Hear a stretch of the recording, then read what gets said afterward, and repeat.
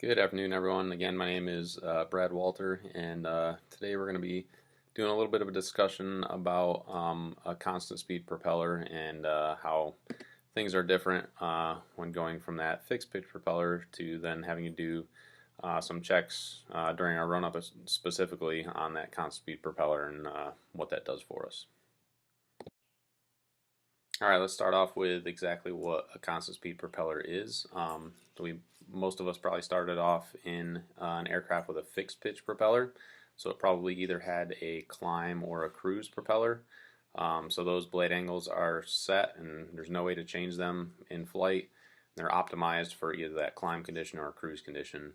With a constant speed propeller, the pilot's able to adjust the blade angle to optimize efficiency of that propeller during different phases of flight. So if you're climbing, you can make adjustments to the propeller to make it more efficient for the climb. Then once you're up cruising, you can adjust it again to make it optimal for cruise conditions. And like I said, we control that with the prop lever, the blue lever in the airplane, and we are directly giving input to the speeder spring, which is part of our prop governor. The main thing I wanted to teach to today is what we check for when we do a run-up, what's going to be different from the traditional fixed pitch propeller to what we now have to do for a constant speed propeller. So when we do our run-up, the couple things that are different, we're initially going to push our RPM up to 1500, and then we're going to pull that prop control lever all the way back to feather and then back up to full forward or high RPM. When we do that, we should see a drop in RPM. Our RPM should drop not more than 500 RPM, so we shouldn't see it go below 1,000 if we have that 1500 set.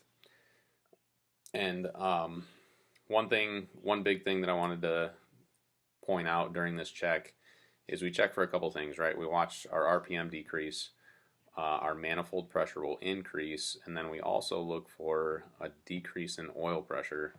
And that confused me a little bit initially when discussing the operation of the prop. So we always say more oil, more RPM. So if we're sending more oil to the prop governor, it gives us more RPM.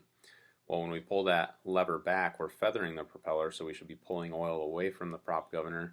So in my head, that to me meant I should get an increase in oil pressure because I'm putting more oil back towards the engine and into the engine and pumping system. But what didn't click until a few lessons in was the reason we get that drop in oil pressure is because you're decreasing RPM. Your oil pump's a mechanical pump. So anytime you slow down the RPM, you're going to have a little bit of a decrease in the output of that pump, and therefore your oil pressure decreases.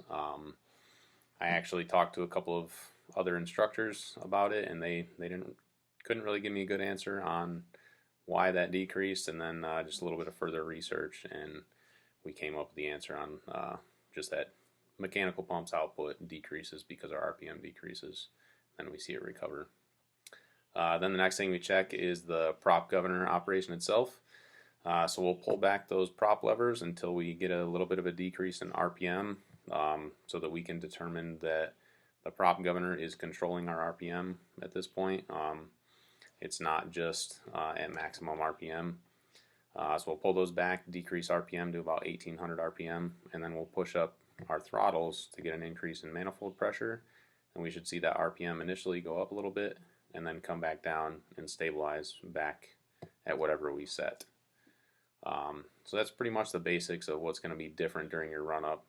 You'll check feathering initially on both propellers, and then you'll check that propeller governor operation to make sure that it is the prop governor is operating correctly before you go and take off of that plane.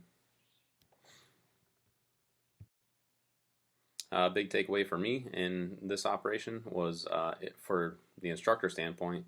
So if you're teaching something, make sure you know why, because you're inevitably going to have that student that's going to ask that question. Hey, why does our oil pressure decrease when there's oil going back to the engine? Shouldn't there be an increase? And you need to be knowledgeable enough to be ready with those answers for them. And these are the references that I used to put this presentation together. Thanks.